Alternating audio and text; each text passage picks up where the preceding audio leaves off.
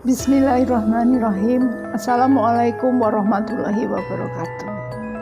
Tak terasa waktu berlalu begitu cepat. Masa pandemi COVID-19 masih melanda negeri. Namun, tidak menyurutkan kinerja dan tekad kami untuk memberikan sumbangsi. Kegiatan Badan Penghubung Daerah Istimewa Yogyakarta sepanjang tahun 2021 telah banyak mengukir prestasi, inovasi, dan kolaborasi. Berikut Kaleidoskop Badan Penghubung Daerah Istimewa Yogyakarta tahun 2021.